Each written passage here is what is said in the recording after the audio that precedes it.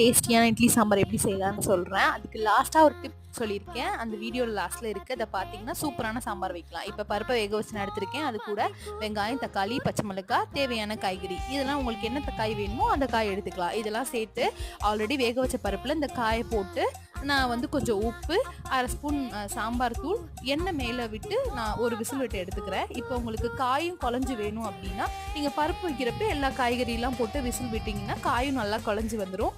எனக்கு ஆனால் நான் காய் கொஞ்சம் கொஞ்சம் தெரியணும் அப்படிங்கிறதுக்காக பருப்பு ஃபஸ்ட்டு வேக வச்சுட்டு அதுக்கப்புறமேட்டு காய் போட்டிருக்கேன். இதெல்லாம் போட்டு விசில் விட்டோன்னா நல்லா காயும் வெந்து வந்திருக்கு. இங்கே பாருங்கள் கொஞ்சம் காய் தெரியுது நல்லா மசியாமல். ஏன் நான் எண்ணெய் ஊற்றி விசில் விடுறேன்னா மேலே இந்த குக்கர் மூடியெல்லாம் ஸ்ப்ரெட் ஆகாமல் இருக்கும். ஓகேவா? இப்போ சட்டியில் எண்ணெய் ஊற்றி எண்ணெய் கூட கொஞ்சமாக நெய் ஊற்றி இந்த தாளிப்பெல்லாம் தாளித்து போட்டோம் அப்படின்னா டேஸ்ட்டு சூப்பராக இருக்கும். எண்ணெய், நெய், கடுகு, சீரகம், வெந்தயம், கருவேப்பிலை, வெங்காயம், பட்டை மிளகாய் இதெல்லாம் சேர்த்து தாளித்தா சூப்பரான சாம்பார் ரெடி. நெய் ஊற்றி தாளிக்கிறதா இன்னையோட டிப்பு. செஞ்சு பார்த்துட்டு